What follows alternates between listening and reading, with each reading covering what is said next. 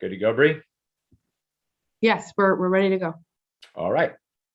Well, good morning, everybody. Welcome to Budget Day here in the House. Today is Monday, May 2nd, 2022, and we are meeting this morning to adopt the revenue estimates of the budget. Any remarks by Senator Fanfara or the ranking members this morning? Just a good morning, everyone. Hope everyone has a good day, and looking forward to this day and the good news that we've heard already, and we'll hear more of as we go on through the day. Thank you, Mr. Chairman. Representative Cheeseman, Senator Martin. Morning, everybody, and I'm good to go. Thank you.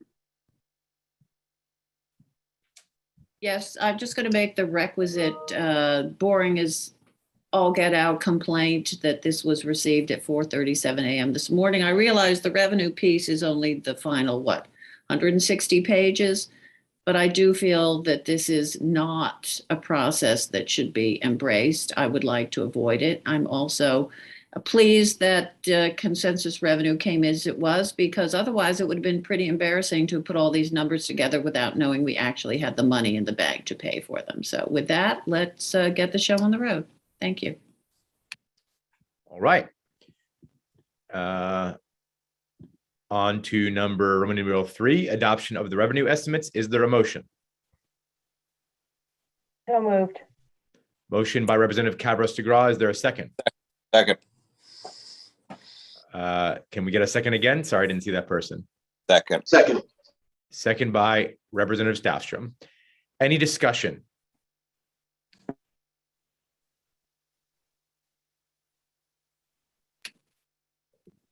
Representative Cheeseman. Thank you. So I just have some questions. I believe sections 433 and 434 deal with, I guess, the water company. That was 434. That was the bill we passed removing the sales and use tax on private water companies. Is that correct? That is correct. It brings them equal representative to the public water companies who currently do not pay that tax. Right.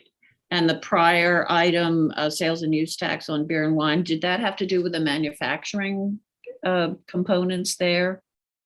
Yes, this is, we have a manufacturing tax credit in Connecticut, but the beer brewers and the wine manufacturers have not been able to take advantage of that. And so this is a one-time remittance of sales and use tax to those manufacturers who purchased equipment for that equipment.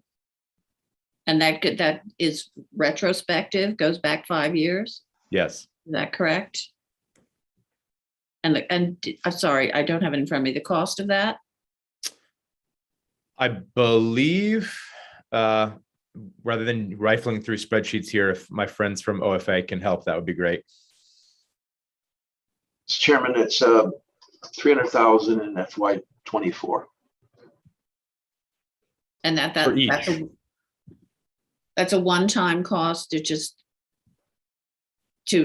sorry, 300,000 to each manufacturing brewery. Yeah, 300,000 for wine, 300,000 for wine, 300,000 for beer. Okay. All right. 436 motor vehicle fuels refund EMS. This allows EMS service providers to take advantage of the motor vehicle fuel tax rebate.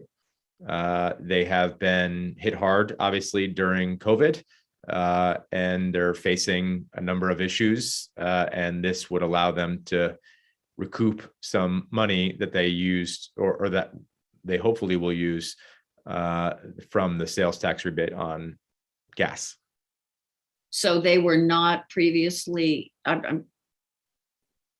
if they're, so is it that they're buying diesel and don't get a rebate? I'm not following this. Mr. Murphy or anybody from OFA, if you can explain it better than I can. Yes, hi, Representative. This is Patrick Mellon in OFA. There are currently two types of ambulances exempt from the motor fuels tax in current law: fuel used in ambulances owned by hospitals and fuel used in ambulances owned by nonprofit civic groups. So this would just effectively make all fuel used in all ambulances, including by EMSs, exempt from motor fuels tax. Okay, and so do they file and get a refund? How does this work typically, Patrick? I don't know the mechanics that well. They would have to file to get a refund, and there is a limit. If you use a threshold, if you use 5 gallons of gas, for example, you wouldn't qualify for a refund. I forget what it is, but there's a certain floor you have to use. Okay, public service tax, municipal natural gas. Yeah, this is for the Norwich Public Utilities Company. They were the only utility in the state who were subject to this tax, and we are repealing that tax. Okay, so it was specific to Norwich Public Utilities. Correct. All right. Movie theaters admissions tax do we remove the admissions tax totally from all movie theaters through this? This is our attempt to save Hollywood and the movie industry here in Connecticut. I'm just joking. No, this is really about the owners of movie theaters here in Connecticut. Last year, we repealed the admissions tax on venues, but we left the movie theater tax in place. I myself had my movie theater in my district close, unfortunately, and this is an attempt to try to keep them going in the right direction by repealing the admissions tax, which is the final admissions tax that we have. Okay, and the cost of that? And I presume this is theoretically in perpetuity. Yep. And the cost of that, just looking through my spreadsheet here, is $2.5 million in 23 and then $5 million going forward. Okay. 463 Learn to Grow. Senator from FAR. Thank you, Mr. Chairman. It is an investment in infants and toddlers. It's a pilot program over 5 years tracking. It's actually infants and toddlers and then preschool, but tracking a cohort over the 5 years to determine the efficacy of both programs and in totality that a child entering kindergarten is ready. And so it's $5 million a year for over those 5 years. Okay, is it for specific municipalities? Have the programs already been selected? How is this going to play out? And what's the plan for assessing the efficacy of these? There are no facilities or programs that have been selected. The Office of Early Childhood will manage that.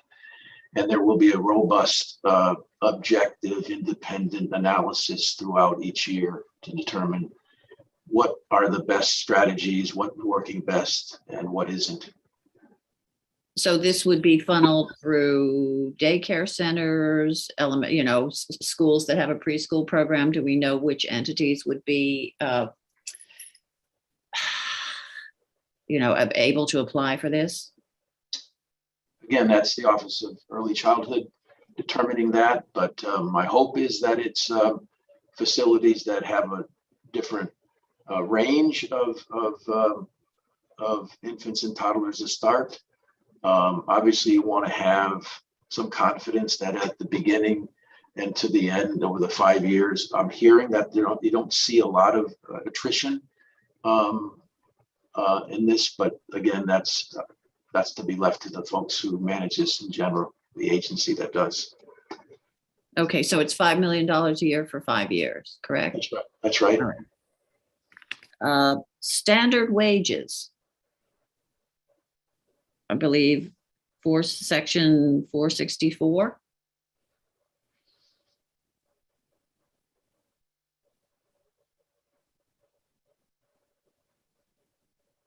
Just give me a moment, Representative, just pulling it up.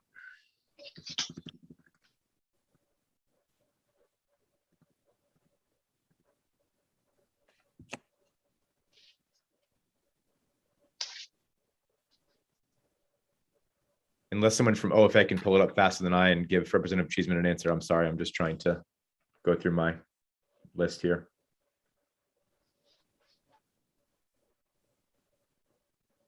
I've stymied you all. Well, we could Yeah, just you strike have. this one out now because you can't explain it. So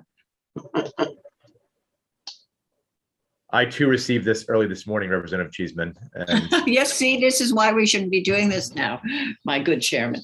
I think I can help. All right. So that provision relates to penalties around the state's standard wage law.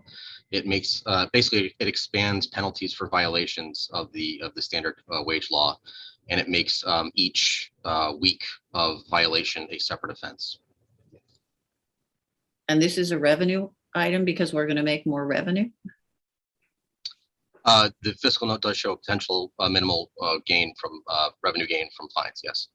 All right. Did we see anything relating to this come through finance? we did not. But I believe it was in a different committee. I suspect you're right. Okay. Which, by the way, I would note, Representative, is the case with some of the other items in this Yeah, list. I'm which is not- why I'm- I didn't say, did I make No, I'm any just- other comment for on this? for legislative intent or awareness, I'm just letting You're the other just committee setting the members know. record straight. Absolutely. TAR report, 466 to 467, roadwork report. Another one that I'm going to ask our colleagues at OFA to do a better job than I can to summarize. Maybe I can help, Mr. Chairman. OPM believes that for towns that are receiving town aid road, there's not a lot of information how those resources are used. And this report would provide that towns have to submit. There's an additional component that the committee heard, and that is with respect to how municipalities are addressing utility maintenance and grading on the roadways, ensuring that there's coordination with utilities so you don't see depressions in maintenance holes and grading that sometimes you do because that hasn't been coordinated. This would require the municipalities to indicate how they in fact do coordinate with the various utilities. Okay, so you're not digging the road up twice if they're putting in gas lines, and then you would have to go back and resurface the road to sort of ensure they work in conjunction with one another. That's part of it. And also, as I mentioned, the maintenance hole covers sometimes too often, there isn't that coordination. And so the repaved road has a depression that can damage your vehicle or whatever. This would, again, hopefully result in better coordination so that kind of effect does not happen, particularly when the state is investing millions of dollars in assisting municipalities to do this. And so OPM will be designing the report and sending it to municipalities. Is that That's the right. intent? It is. All right. I think the finals, Senate Bill 478, sections 1, 2, 6, and 7, and I believe that had to do with property assessment appeals, incentive tracts, and CRDA. So at sections 1, 2, 6, and 7 are specifically what? Senator from Florida. I don't have the specific, but I can tell you in general that the bill, by somewhat change, there's some components that are now part of another bill. But the intent of this is to provide for some support for municipalities, or a rebalancing, if you will, in the assessment process. There's a belief on the part of some municipalities that the current process leads to settlements that because of the sheer volume of appeals that are brought. In addition to that, there is a provision that allows for CRDA, the Capital Regional Development Authority in Hartford and also in East Hartford and Stores, I think maybe one other location. But with respect to Hartford right now, as most know, Hartford has a split assessment rate, and CRDA currently has the ability on properties that they're investing in, conversions from commercial to residential property, as an example, that the lower the lower assessment level for residential would be able to apply to these projects. Right now, that's just within the formal boundaries. The provision before us would be to have that be for investments that CRDA makes outside of their formal boundaries in the city of Hartford. And lastly, right now, and this particular provision is permissive. A lot of social clubs, nonprofits have been hurt in the pandemic because they haven't been able to have members frequent their facilities, and this would allow the municipality to waive interest only if it so choose, going back a year, 2 years, and going forward 5 if it so chose to waive those interest rates. Okay, thank you. And this is the one that removes the ability to use an attorney on a contingency basis if the value of the property exceeds $700,000. Is that correct? That language is no longer in the bill. Has that been struck? Okay. All right. And I guess that my final one, sorry, I thought that was my last one. So I believe there have been some changes to the Brainerd study. I guess the money is still in there, but is it now the study being conducted by DCD and it removes the ability, we had banned CAA from any further investment? So long as they are safety related, that they would not be prohibited from making those investments. But any other investment to improve the commercial value of the airport would be forbidden during the time of the study, correct? Just during the time of the study. That's right. All right. I think that exhausts my rather extensive questions, and I'm sure other people probably have questions. Thank you very much for your answers. Thank you, Representative. Any further discussion?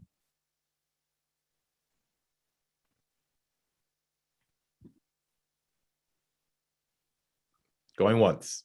Mr. Chair, Senator Martin. thank you.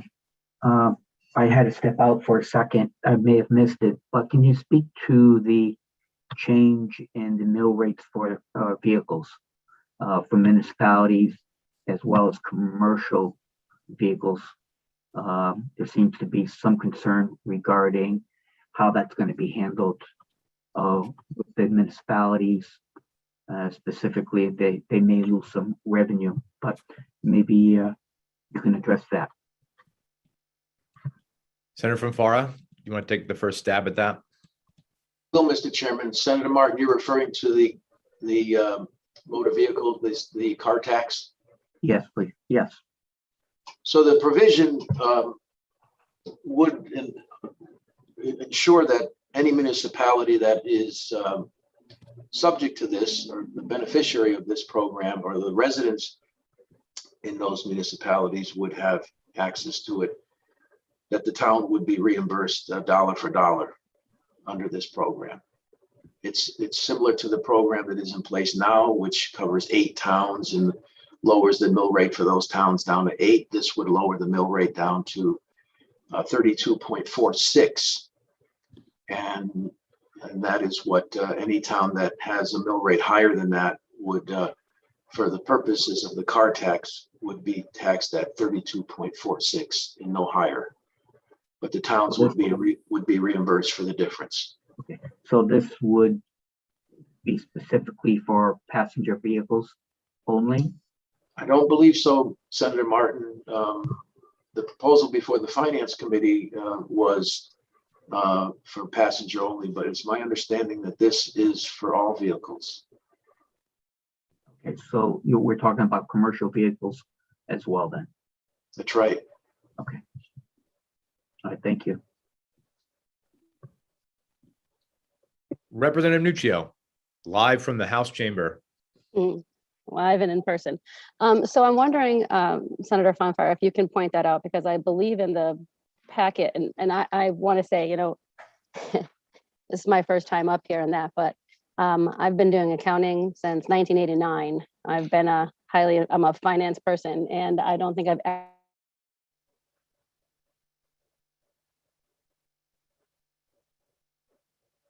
I was not the cause of that, Mr. Chairman. Yeah, well, I don't know who the cause of it is, but I recall telling a staffer that this is probably the most dysfunctional organization I've ever worked in when it comes to stuff like that, and they scoffed at me. I would just love a show of hands of anybody who actually read this document and Hey, can vote on it in an Representative, educated way. I'm sorry to interrupt your flow there, but you cut out for about 15 seconds. So You probably didn't want to hear it, Chairman. no, for the You record, probably please didn't want to hear it. elucidate your point again so we can have that out there. I just really find this discouraging. I'd like to know how many people actually read this document and can digest it and have an educated conversation on what is in it. Because I'm a professional with an MBA, and I can tell you I can't. So my question, though, is what we were just speaking about, Senator Fanfara, I think very briefly, I thought it said in this document that it was only against personal property. And I know my town managers have reached out with me in First Selectman with a lot of concern around the motor vehicle thing. One based on precedents, and the other based on the fact that it will not affect the commercial vehicles, and that they are now going to have to be reported under the personal property tax and not under the motor vehicle personal vehicle piece. So I would really like clarification on that, because I think personal property tax is much harder to collect. And I know when I spoke to the governor's office about this, the sentiment was that we're giving the assessors back a lot of time, so they'll have the ability to go and search down these personal property filings for businesses. So I would really like some clarification around the sales, the motor vehicle personal property, the car tax portion of this, if possible. My information comes from OFA in terms of what the governor's proposal that is before us versus the finance committee's version, that it did not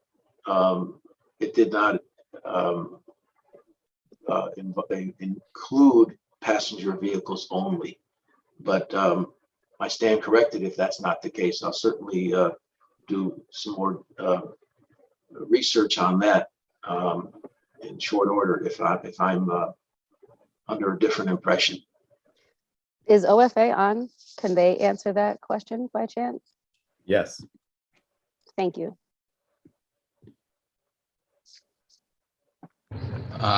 We don't have our municipal analyst here, but I am hearing from him via text that this does include commercial. It includes it at the cap? Yes. Okay. If you could please find a way to show me where that is in the budget. I know your person's not there right now, but preferably if we can, before we actually hit the floor with this, I would appreciate that, just for clarifications. Thank you very much. And then the second piece is just from a precedent perspective.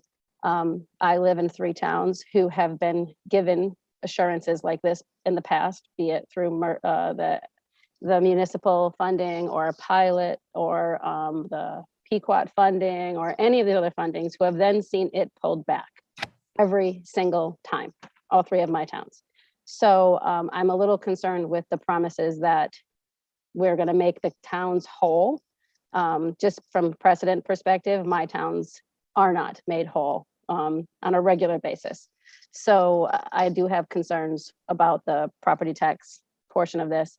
And then the second piece that I have is, I think I've kind of expressed my passion for how the tobacco settlement money is being spent, and just doing a very quick brush through in this budget, I've seen it referenced 2 different places with 2 different dollar amounts. One where it says there's going to be $1 million, and then one where it says there's going to be $12 million. So I'm hoping somebody can help me clarify, how much money have we decided to give the people of Connecticut from the settlement that they are supposed to be getting anyway? Mr. Wetzel, do you have that information handy? This is in regards to the, I'm sorry, the tobacco settlement?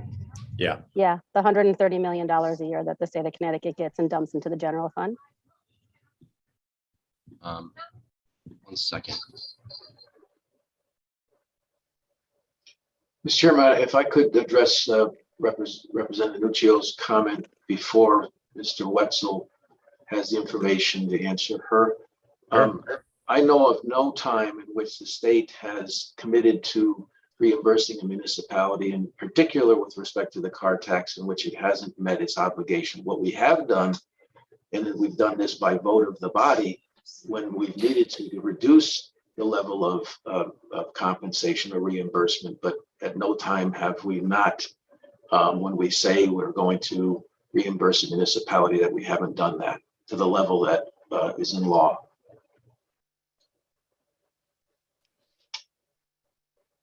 Do you want me to reply to that, sir, or wait for the municipal, the tobacco one? Representative, I think while OFA searches for the answer, you can certainly reply to Senator Fanfara. Okay, so I would highly encourage you to look at the PQAT funding. I would highly encourage you to look at the MRSA funding. Look at the monies that were supposedly in the budget, and then what we got back. And I understand if there is if we need to, we pull back money, but my towns are always in the if we need to pull back money top place. So when it comes to car taxes, sir, the problem is a municipal budget is based off of their property tax. And when you have things like ECS pulled back, when you have funding for a Board of Ed budget that has an MBR in it that is highly unlikely to ever be reduced, and you pull back on these property taxes, and then you say, we're going to reimburse you, and then the state can't truly fund all of that, that just means an increase in the property tax on the homes and everything else. So it's taking from one hand and putting in the other. It's not, we're still going to have to tax the residents to make up the difference that the state can't fund this year after they said they would fund. And then that just makes the towns even less competitive. It makes it harder for people who are lower income or seniors with fixed income to stay there. It makes it a higher taxed area where you are never going to achieve any kind of diversity, because you can't be poor and live in a town that has a 38 mill rate on 70% of their property value. You just can't. So we say we're doing something good on one hand, then the state can't meet that obligation, and we make it harder to live there. So I am sorry, but my towns have been burnt far too often in the past, and I struggle with if the state needs to pull back. So I understand, Senator Fanfara, if you have those numbers somewhere, I would love to see them, and I would love to sit down and have a conversation with you on what happens in Tolland, Wellington, and Ashford, and what we've seen out there in terms of the state not being able to fund their obligation. Representative, I welcome that opportunity, and anytime I have a chance to learn better to do my job, I try to do that. So I welcome the opportunity and the invitation. Let's have a cup of tea, sir. I'm not sure if we have that response back from OFA and the tobacco fund. Mr. Wetzel? Good morning. Good morning. Perfect. I understand that the legislation itself calls for a $12 million transfer annually. But then there's a $1 million in there, not 12, in the revenue area when I did a search for the tobacco fund. And I don't see that 12 million. Representative, could I ask you to be more specific about the $1 million? I'm not sure where that. Sir, I am going to try and humor you on this, but it is a 700-page document that I have not gotten through. Let me see if I can search for it Representative, again. neither have I. See, what is up with that, sir? I'm sorry. Let's see. There's $1 million in here. Oh, hold on. I would just note, Representative Nuccio, this is really more of an appropriations issue, but Is it? Because I thought it came through us in finance, like the legislation came through us in finance. So I was not sure if we were continuing on with that track or if we were putting it back in appropriations. we received a referral to us that we voted on, but it was not a bill that started in our committee. Okay. Oh, okay. It is on page 9, tobacco prevention T278, $1 million. Thank you, Representative. I believe that is the appropriation. That's the appropriation. The 1 million, I believe. Yes, based on your description. Yes. Okay, so on our piece of this, Chairman, maybe you can help me with this. On our piece of this, the $12 million, because it's in the general fund, and we're moving it from one area to the next. What is that noted anywhere in this document other than in the verbiage? Would we have to, I guess for my edification, would we have to show it moving from the general fund into the tobacco cessation fund? I believe so. Yeah, for sure. I don't know where it is though, off the top of my head. Okay, I can't seem to find it either. So if anybody can locate that and enlighten me, I would love that. And those are really the only two things that I got to look at so far in this package. So I'm going to have to end my questioning there. Thank you very much for the time. You're welcome, Representative. Senator Martin. Yes, one last question. Thank you, Mr. Chair. Regarding going back to the vehicle tax, the reimbursement of the towns, have there been runs with regards to what this means to each of the communities? If there are, Senator, I am not in possession of them. Again, this one was a little bit confusing in the sense that the Appropriations Committee really handled this bill instead of us. Approps is usually the committee that hands out any sort of town runs as they appropriate the money. So I do not have them right now, but if there are runs, Mr. Chair, if they could forward it to us, that would be appreciated. We certainly will ask our counterparts on the Appropriations Committee. All right. Thank you. Any further questions this morning or comments?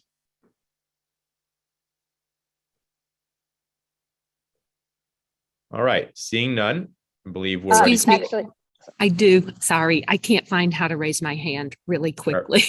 All right, Representative Vepkes. Thank you. I just have to say, I got this as everybody did this morning, and it is really unacceptable, quite honestly. So I don't even know. I have tons of questions and I don't even know where to begin.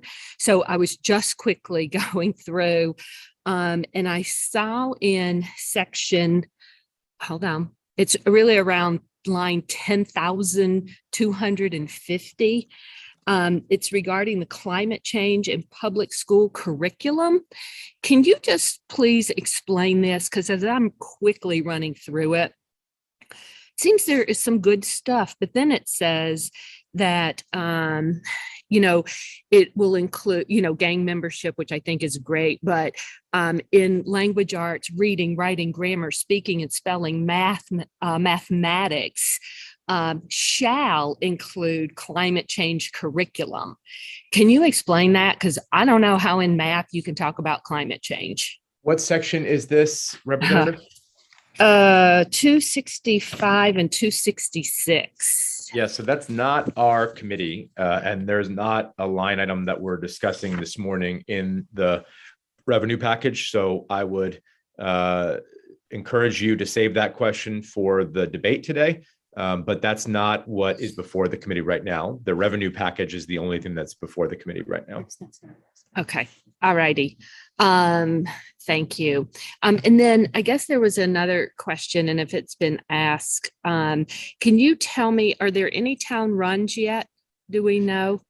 Yeah, just as I said to Senator Martin a moment ago, the town runs are distributed by the Appropriations Committee as they're the ones that appropriate the money. If there are town runs, which I know there are, I don't have them in my possession. But as I just said to Senator Martin, we will do our best to ask our colleagues in the Appropriations Committee to distribute those to the members this morning. Thank you. Apologize for asking that same question. I didn't hear it. Thank you. You're welcome. Representative Clarice Ticcio. Thank you, Mr. Chair. I'm sorry I'm in the car and it's raining. I wasn't going to say anything, but I'll save my questions for the floor of the House. But one of my quick questions with the car tax program, did you say that there was a pilot program currently running on that? Senator from Farah. Through you, Mr. Chairman, not a pilot program. Currently, there are 8 towns that are reimbursed for their car tax from whatever their mill rate is above 45 mils down to 45 mils. So any town that currently has a mill rate above 45, pay the car owner, the vehicle owner does not pay any more than 45 mils. That's the current law. This proposal would bring that down to 32.46. So a substantial reduction in the mill rates for many towns in Connecticut. Total of $100 million Okay, thank you. investment. And did you say there's currently 6 towns? Eight towns. 8 towns. Okay, I appreciate the answer. And as my other colleagues have stated, this is an unacceptable way to run our government, that we get this package at 4:37 a.m. We talk about bipartisanship every day. We should all be on the same page when it comes to looking at this document. And this is year after year after year. It's unacceptable. I wish we could do this together. We would get more people that would support these budgets, at least if we were on the same page and were able to look at this document less than 3 hours before we have to vote on it. Thank you, Mr. Chair. Thank you, Representative. And I would just say, I think all of us wish that this was a better process. I know that our staffs worked all weekend. Literally, I woke up this morning to emails from 1, 2, 3 o'clock in the morning. The same thing was true for Saturday, for Friday, for Thursday. So people have been working very, very hard on this. It's an incredibly complicated and difficult thing to put together. Do we all wish that we had a better process and that perhaps we weren't all working towards a midnight adjournment deadline? We could take our time to deliberate a little bit more, of course. But I would just say that once people do have time to review this budget, especially on the revenue side, I would hope that this would earn bipartisan support. It is a historic tax cutting package that we have not seen the likes of in 30 years. The last time we raised taxes or lowered taxes, by this much, I was 13 years old in middle school. So I would encourage folks to take a look at the package. We all bemoan the process, but the policies itself, I think, will transform the state. And I would urge our members to support that. And hopefully today, it would be a bipartisan budget once people have time to review it. Senator Formica. Thank you and good morning. I'm wondering if someone could give just a 30-second overview of what the surplus, where the surplus dollars from the budget went into this budget, where the ARPA revenues went from the budget last year to this year in this budget, and the tax cutting package, how that affects those revenues, and how much that we anticipate sending to the rainy day fund. So Please. my understanding, Senator Formica, is that in this package, it's about $560 million from ARPA in this fiscal year. Or I'm sorry, in 22, it was 560. In this package, it's $944 million. Is that correct, Mr. Murphy? It has been reduced considerably below that, Mr. Chairman, to something in the neighborhood of 314 million. I'm talking, Senator, about the original proposal that was before us today. Good morning, Representative. The original budget relied on, I believe, approximately 1.7 billion of ARPA revenues to balance your budget over the biennium. That has been reduced to, let me see, 315 million in FY23.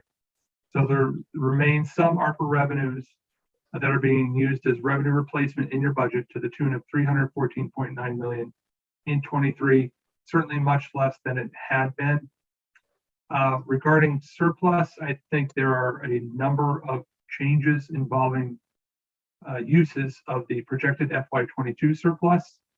Most of them, or most of the amounts, I believe, impact spending, but I can tell you that there is a transfer of revenue from FY22 to FY23 to the tune of 125 million, meaning that about 125 million of your revenue schedule is reliant on revenues from FY22. Thank you, Michael. And if I may, Mr. Chairman, the the ARPA 1.7 billion that initiated this conversation down to 300 million, is the rest of that moved off budget into a separate spending account?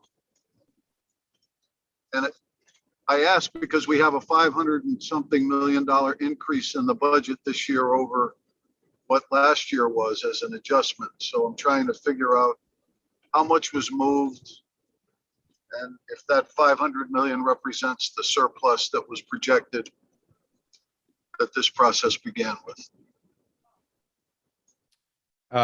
Senator Formica, I'm not sure I'm understanding your question. So are you saying, if you could say it again, I appreciate that in terms of the off budget.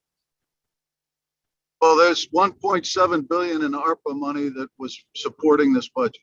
It's now down to 300 million. Correct. There was some conversation about creating an off budget account for spending the rest of that ARPA money so that it would bypass the cap in some ways. And also separately, there was a projected $500 million surplus. I think I have that number right, which seems to be reflected in a $500 million increase. If you look at the bottom line, $22 billion number seems to be 500 more than the budget we started with. So I'm trying to figure out where those revenues went, or if I'm even in the right ballpark here. My understanding, Senator, is that the savings that Mr. Murphy just talked about, going from $944 million, what we were originally projecting to use in this budget, down to $300 million, that is being carried forward into fiscal year 2024 to help mitigate a potential deficit there, though that deficit number has come down due to the consensus revenue this morning. The money has to be spent in fiscal year 2024. So that's the last of the ARPA money. To answer your question, there's no diversion in this budget, in the revenue package.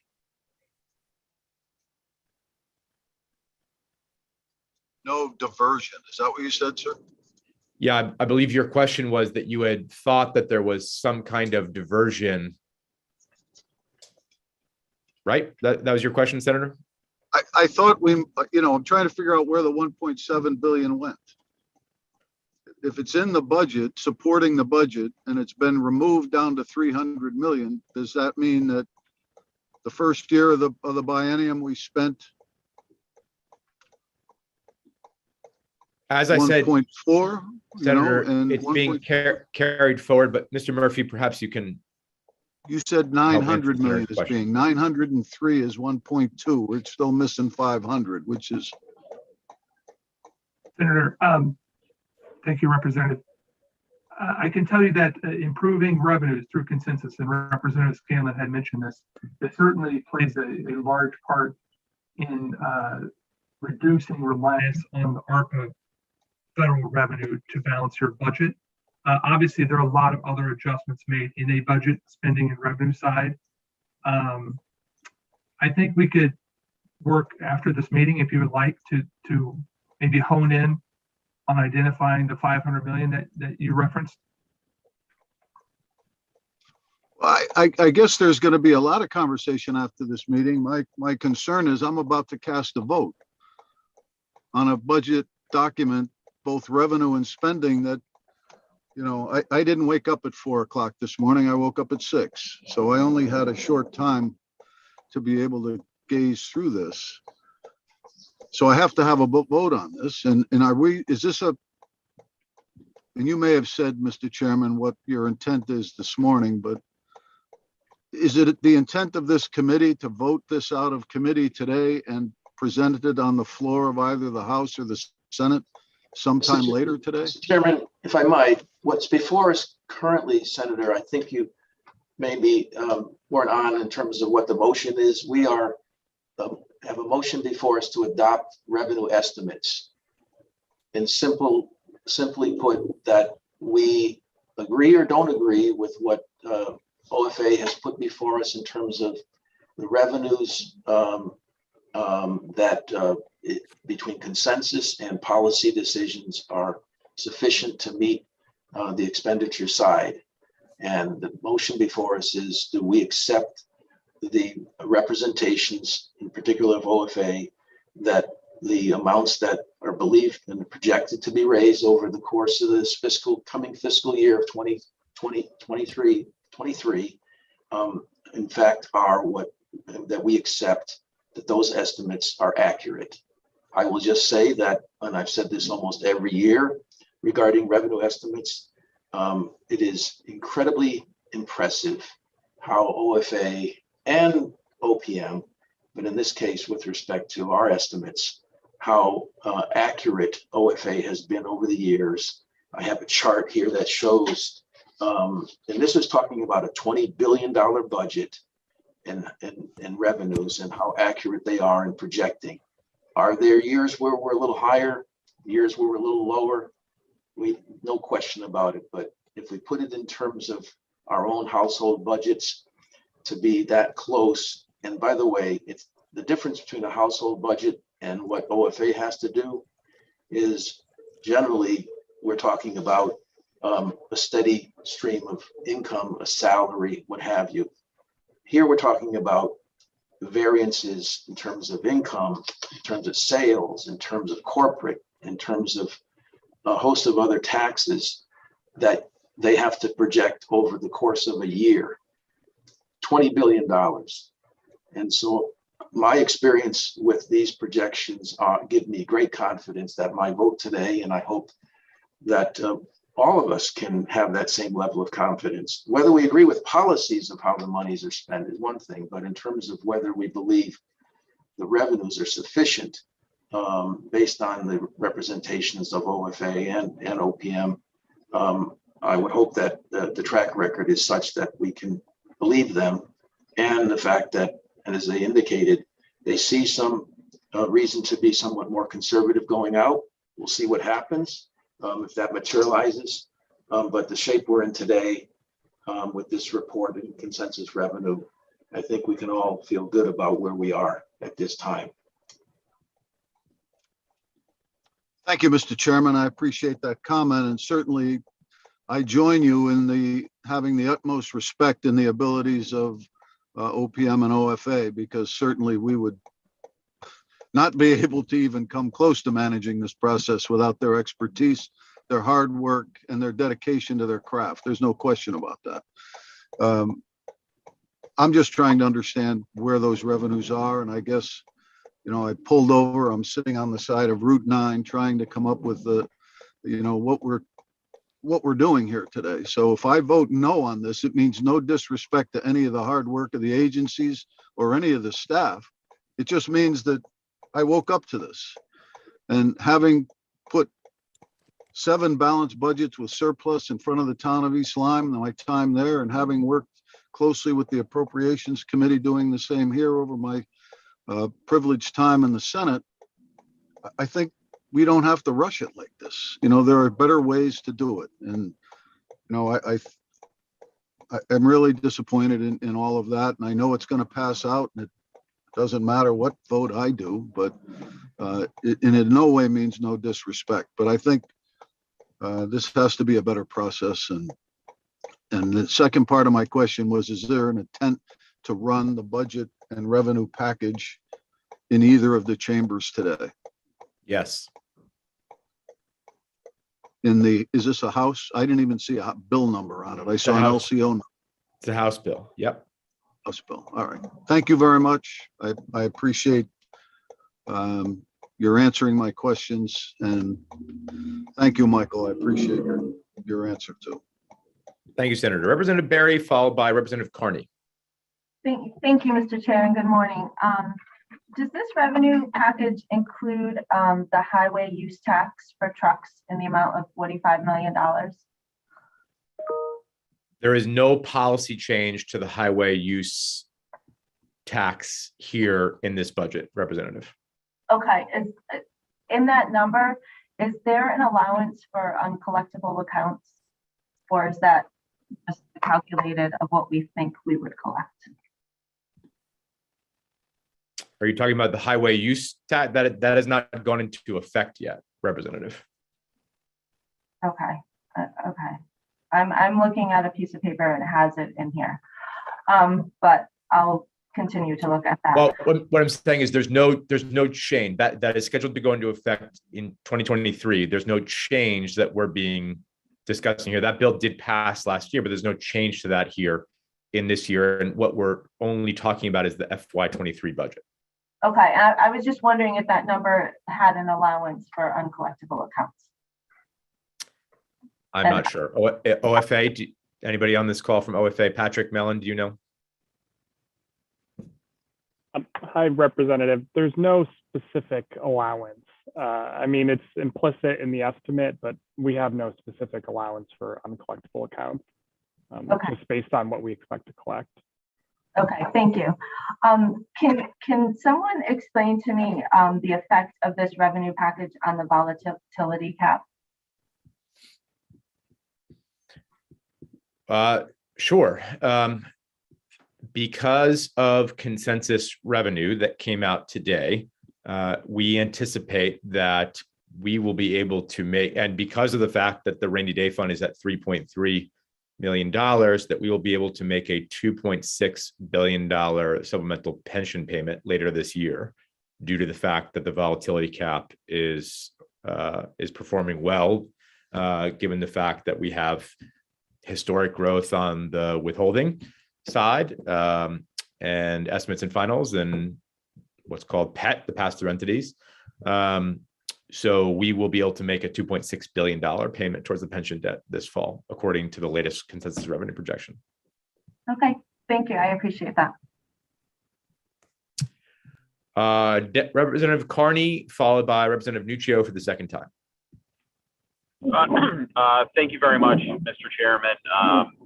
And I apologize in advance if these have been asked before. I did get on the call a little late due to having to work at my other job. But so does this revenue package take into consideration potential issues with our economy? I mean, I'm sure both chairs have seen the volatility in the market. We're in the midst of, inflation, potential war. And I'm just curious if OFA was directed to take any of that into consideration, or whether they were directed to act as if the economy has been the way it's been prior to any issues. Connecticut saw an uptick in revenue and cash because of ARPA funds and people, buying homes in Connecticut and tourism in Connecticut. But I have a feeling, a lot of that will change in the upcoming fiscal year. So has any of that been taken into consideration? Representative, this morning we received a consensus revenue briefing, and that those numbers have since been made public. That shows that our growth right now, our historic unprecedented growth when it comes to revenue, is not so much due to ARPA and more to do with Wall Street, which has been the case for some time. Obviously, putting in that 2017 reform package of creating the volatility cap is what has enabled us to be in great position due to that Wall Street growth. But to your point, yes, obviously last week was a difficult week in the market, and we may be heading towards a different economic climate. But I would just say, in that consensus revenue report, or the meeting we had this morning, it was noted that Moody's has said that 15% reserves for a state are sufficient to weather a moderate recession. And we may be heading into a recession, and we have 15% in our budget reserve fund. So according to Moody's, which is a pretty trusted source, we will have the resources to weather that storm, if that storm is in fact coming, thanks to the reforms we put in place in 2017 and the surplus that we have.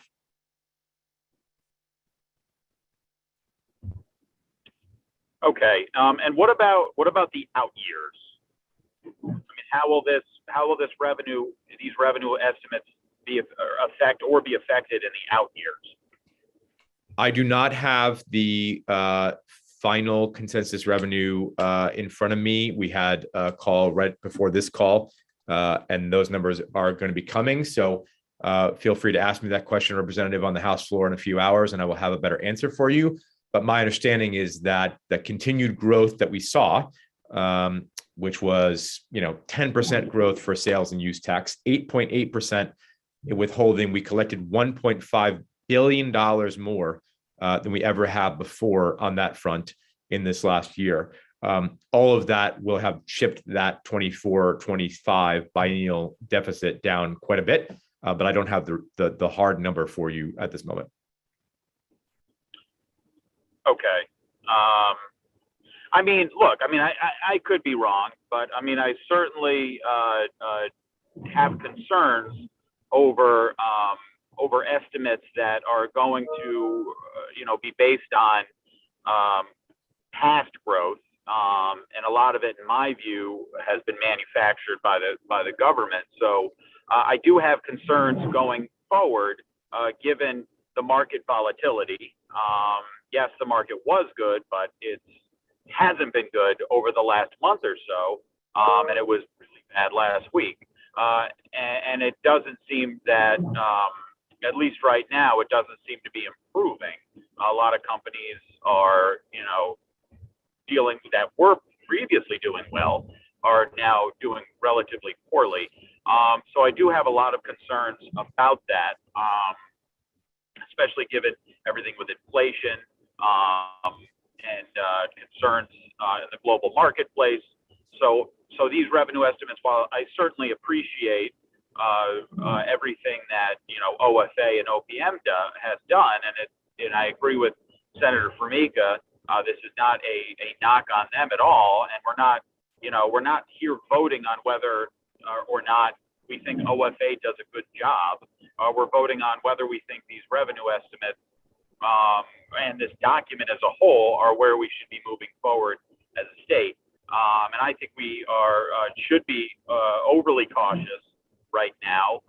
I think any a good financial advisor would probably tell you right now is probably a good time to be cautious in the market. But I mean, we can, but so with that, I'm going to have to oppose the revenue estimates today. I hope I'm wrong, and I hope Connecticut continues to see growth. But I do have, like I said, very sincere concerns about the economy, not only in Connecticut but the nation as a whole, as do many folks. So I do appreciate the work that was done, but like I said, I'm going to have to oppose it today. Thanks. Thank you, Representative. And what I would just say is kind of a continuation of what I said earlier, which is that we knew this day was coming. It's called the rainy day fund for a reason. And that's because we want to build up reserves so that when markets do take a downturn, when economies go from roaring to recession, that there is a safety net. And those of us who were around in 2017 voted for a budget that enabled us to now have 15% of our entire budget reserves in a rainy day fund for the first time ever in state history. So I think all of us are cognizant of the changing fiscal climate in the state, or in the country rather. But what we should feel good about is the fact that we've been disciplined and we did act cautiously, and we have that cushion so that if and when there is a change in the economy, that we're prepared to meet that without having to do some of the drastic things that we've had to do in past recessions, just in my time here, like dramatically raising taxes or dramatically cutting spending. This cushion will help us to ensure that that does not happen. And that is the beauty of that bipartisan budget that most of us voted for back in 2017. Representative Nuccio for the second time. Thank you, sir, for humoring me for a second time. I appreciate it. And your comments just lead directly into one of my other questions. And I'm sorry for being fragmented. As I said, I've been in accounting for 30-something years, so I'm a think through the process kind of girl. As I'm looking at this, you mentioned the great practices that we put in place in 2017. And that leads me to my first question, which is what, if any, impact have we tried to change on the revenue cap spending on this? Have we played with that at all, or are we keeping it as it was in 2017 with the bipartisan budget? This budget does not change the revenue cap. Very glad to hear that, sir. And then the second thing that I have is probably more for OFA. And I'm wondering if there's anywhere that I can locate of these tax credits in this revenue package or any of these changes to the revenue going forward. Do we have anything that indicates which of these proposals are one time, over 2 years, 3 years, or ongoing fiscally forward? Because I'm struggling. I'm literally trying to write out section by section. Representative, the easiest way to answer that question is if you go and look at the final schedule, which if that has not been shared with the entire committee, I will make sure that it is immediately. And that revenue schedule that you have will, if Bree, if you can please send that to the committee, I believe you are in the process of doing that. That revenue schedule, Representative Nutria, will show you a policy list on the second tab that shows 2023, 2024, 2025, 2026, and you can easily see which of these are one time and which of them are going forward.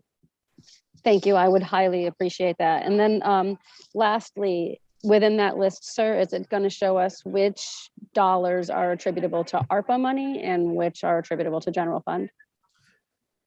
You can calculate that by looking at what number we put in there for revenue replacement from ARPA. So yes, the answer is yes, you can see that. I would also note, Representative, to your first point, there are several of the tax cuts that we are talking about today. They are listed there as only occurring in 23. I will not be here in 24, but many of you hopefully will be. And I would encourage you, and know there will be many discussions about continuing some of those programs into the next biennium. But we did not want to, simply because we're not passing a biennium budget here, we're simply adjusting the already passed and imbalanced state budget, that we were using some of the surplus dollars that we have to cut taxes now. But I believe those are more down payments on policies that hopefully will continue and not one-time things. So for the record, I want to state that very clearly here, and would hope and encourage my colleagues on this committee next year to continue many of those policies. Thank you, sir. That's helpful. It's getting kind of loud in here, so I'm not going to ask any more questions. Thank you, sir. Representative Piscopo. Thank you. Thank you, Mr. Chairman. Appreciate it. I didn't sleep. I didn't wake up at 6. I woke up at 7 this morning to this, and the Senate chair's words kind of rang true about the revenue projections. Traditionally, we would go into session and there'd be a recess for. We'd go in the recess and then all go over to we would walk over to the other building and actually have a finance meeting where we would hash this all out in a circle and talk about it. But the process today has really taken me back. You know, like we could have gone into session, recessed, and then had this debate instead of trying to catch it on the highway on the way up here. And I'm just in protest of the process, and it doesn't do us well to decide a huge have a huge package like thrown in our laps at 6 a.m. this morning, and then voting on it today. I've been around long enough to understand that it is usually last minute, but I think considerations could have been made for us to to kind of digest it, go into a recess, and then had this debate. But so a 9 a.m. meeting is tough. Thank you, Mr. Speaker. So in protest, I'm going to be registering a no vote. Thank you. Thank you, Mr. Chairman. Thank you, Representative. And as I said earlier, I would encourage members to look at put aside frustrations that we all share about the process and look at the policy and make a judgment based on that, though I do understand that people have understandably concerns about voting on a policy they don't really understand yet. And so certainly understand that, Representative, but would just ask folks to take a look at the policies here, as I believe that they should be things that all of us can get behind and hopefully perhaps will later today. Representative Cheeseman for the second time. you very much, and I'll be brief because I know we're up against a hard stop at 10:30. And I want to a certain extent, echo the comments of my members. I do accept that theoretically, we're here simply to adopt the revenue estimates going forward, but they are to support the policies and spending implemented in this budget. And I am extremely concerned by the comments, despite our robust returns of, growth assumptions beyond FY22 were relatively moderate or in some cases negative, as it anticipated that this level of growth is unsustainable. Now, we are fortunate that we have that rainy day fund and that a moderate recession will be withstood. I am extraordinarily pleased that we have kept the revenue cap in place, because that will help us maintain that, despite efforts by some to tap that for additional funds. But to be honest, I think we need to be extraordinarily cautious going forward. So I will be a no on this today. I accept there are some excellent policies in the revenue package that I do see, but I am concerned, despite our rosy outlook now, I know how quickly things can change. So thank you very much for your time. Thank you, Representative. Any further discussion? Seeing no further discussion, the clerk will call the roll. Mr. Chair. Senator Martin, I apologize. Senator Martin. Yeah, I realizing that this is the revenue estimates and, the budget bill sort of reflects the policy that you all want to implement going forward. I'm going to be a yes, but reserve, to change sort of my decision on the floor. I am going to take more of the day today to dive into this document. I understand all of my colleagues, their frustration, because I totally understand it, and it doesn't reflect well of us as a body that we make these rash decisions on these decisions so quickly, I should say, without better understanding of what this all means. I do like some of the things that are in the bill, so I am I do, but I do want to take a look at some of the other things. But I am going to vote yes on this to get so that we can move on here. So thank you. Thank you, Senator. Any further discussion? Seeing none, the clerk will call the roll. Thank you, Mr. Chairman. This is a roll call vote to approve the fiscal year 23 revenue estimates. Bonferra. Bonferra votes yes. Thank you. Scanlon. Scanlon votes yes. Scanlon votes yes. Thank you. Martin. Martin votes yes. One more time for me, please, Senator. I couldn't see your face. Martin votes yes. Thank you, sir. Cheeseman. Representative Cheeseman votes no. Thank you. Miller. Miller votes yes. Thank you. Moore. Cavros DeGraw. Cavros DeGraw is parked and votes yes. Thank you. Appreciate you being safe. Meskers. Barry. Hopefully, Meskers votes yes. Sorry. No, you don't have to apologize. Thank you, sir. Barry. Barry votes no. Thank you. Borer.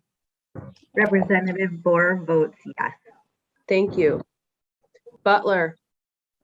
Representative Butler votes yes. Thank you, sir. Cabrera. Carney.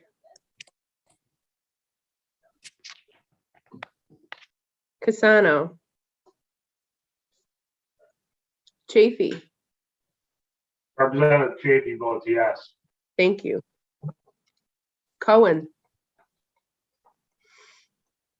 Senator Cohen votes yes. Thank you.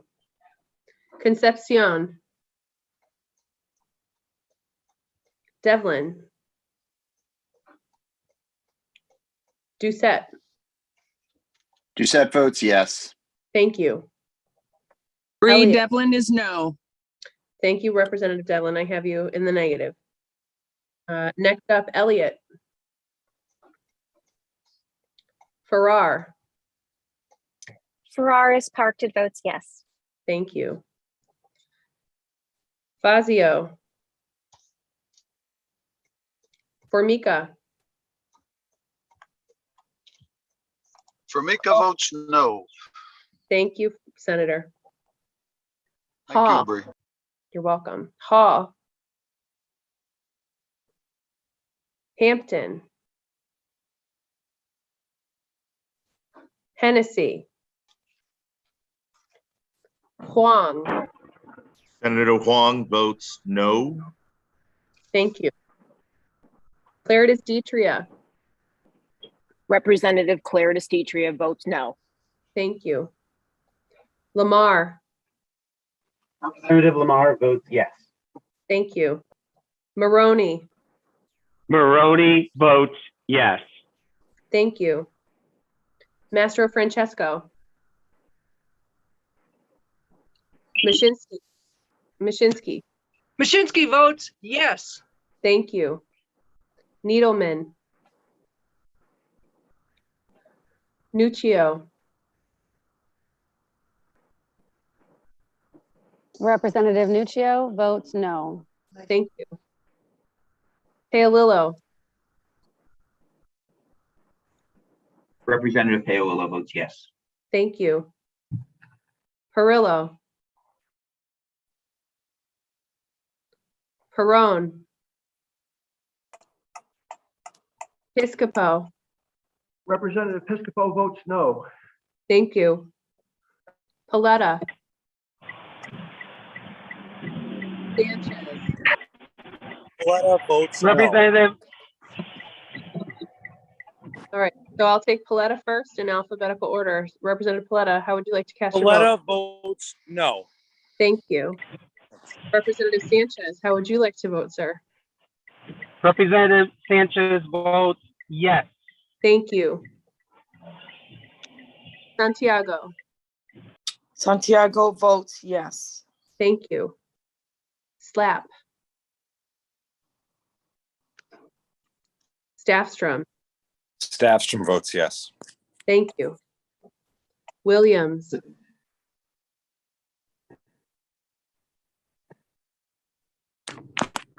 Williams, yes. Williams is a yes. All right. Whitcote. Can I vote, Brady? Senator Slap. Hi, I see your face. Yeah, Senator Slap votes yes. Okay. And Bree, Senator Whitcoat votes no. Thank you. Hello, Bree. Wood Carey. I'm going to go down the roll call. No more interruptions. Wood Carey. Wood votes yes. Thank you. Wood Terry.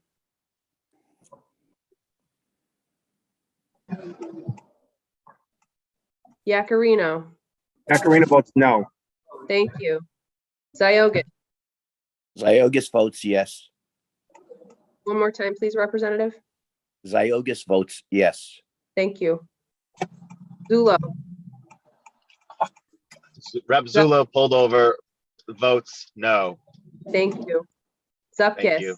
You're welcome. Representative Zupkis votes no. Thank you. Are there any members on the call who have not yet cast their vote who would like to do so now? Yes, Hennessy votes yes. Thank you. I gotcha. Thank Senator you. Moore votes yes. Senator Moore, I heard you, but I didn't see you. Could you say that one more time, please? Senator Moore votes yes. Thank you. I've got you down. Any other members who'd like to cast their vote?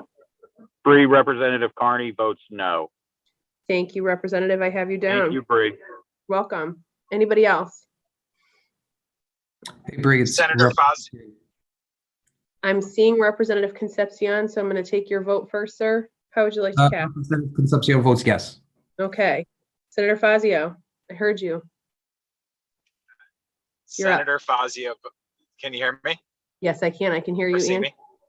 Both. Great. Senator Fazio votes no. Thank you. Thank you, Bree. You're welcome. Any other members who'd like to vote on the revenue estimates? And Mr. Chairman, we will be holding the votes open until the start of the House chamber at 10:30. That is correct. Thank you, Senator. I appreciate that. Back to you. Unless there's anyone else that would like to vote at this time, then we'll recess this meeting until the call of the. Thank you all. Thank you. Thank you.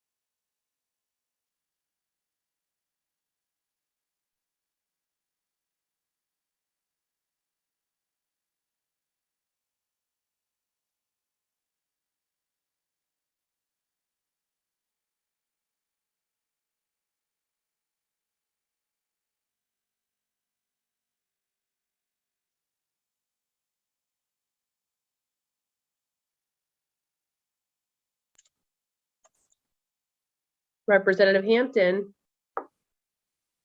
when you are ready, let me know. Hello. Hi, Representative Hampton. When you are ready to cast your vote on the fiscal year 23 revenue estimates, let me know, please. It's one vote, correct? Correct, just one vote. I'm sorry. Senator Hampton, or Representative Hampton, yes, it's only one vote. And how would you like to cast your vote? In the affirmative. All right, I've got you down. Thank you, sir. Thank you. You're welcome. Senator Cabrera, when you are ready, I'd like to take your vote on the fiscal year 23 revenue estimates. Oh.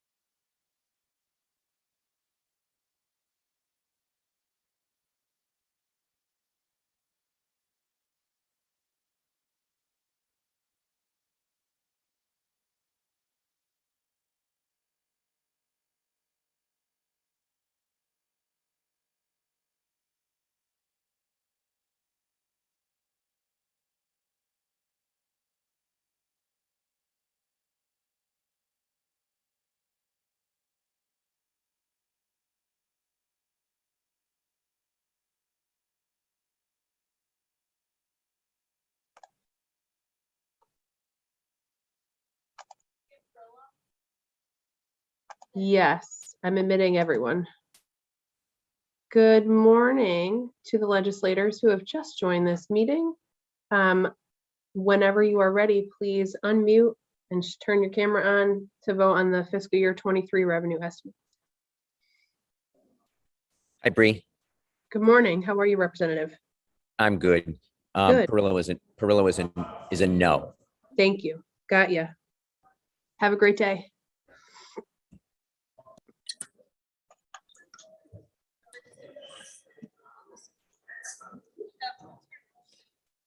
Hello. Hi, how are you, Representative Perone? How you doing? I'm all right. How would you like to vote on the Representatives 5 minutes, members to the chamber or through your portals. Okay. The House of Representatives will convene in 5 minutes, members to the chamber or through your portals. Okay. What are we voting on? We're voting on the fiscal year 23 revenue estimates. Okay, that's fine. And you are a yes. Thank you. I Thank you. appreciate your vote. You're welcome. Any other members who would like to cast their votes? Hi, Bree. Hi, Senator. How are you? I'm well. Good. We're voting on the FY23 revenue estimates. Okay. Yep. Senator Cabrera votes yes. Thank you. Appreciate that. Have a good day. Drive safely. Thank you. You're welcome. Senator Casano, did I see you? Senator Casano, would you like to cast your vote?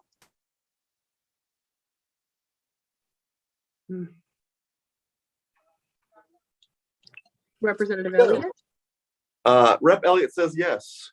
Good morning and thank you. You got it. That Have a good it? day. You're all That set. was easy. Did I have like 3 minutes? How much time did I have? The House is supposed to go in at 10:30. So if we are on time and you know Speaker Ritter, you have 3 minutes, less than. Nice. Thanks, Bree. You're welcome. Have a great day. Any other members who would like to cast their votes? Representative Hall.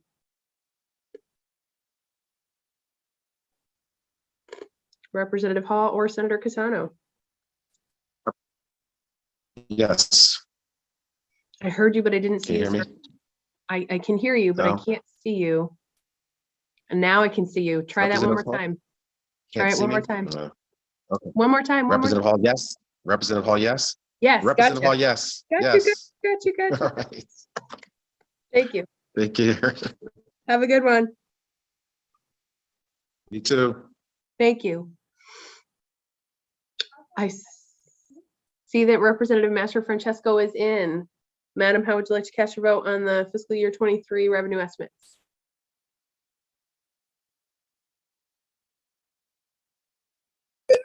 Hi, are you talking to Gail? Yes. I'm sorry. Yeah, I vote no. Okay, thank you. Thank you. Have a good day. You too. Holy shit. Someone swore when they walked into her office. It's,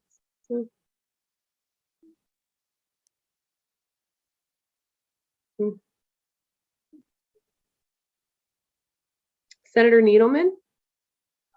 Oh, he's got, now he's back. I need Senator Casano to vote. He's on the call.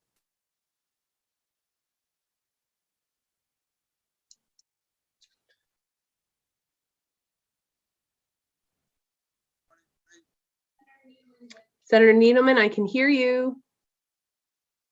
We're voting on that fiscal year 23 revenue estimates. How would you like You to hear vote? me? Yeah, it's on my earpiece. I'm sorry. I vote yes. Thank you, Senator. You are all Okay. set. Thank you. Was this a partisan line vote? It's turning out that way. Okay, thank you. There's a couple members who, it's a couple Dems who voted no. Okay, thank you so much. You're welcome. See you soon. Bye-bye. Okay, bye.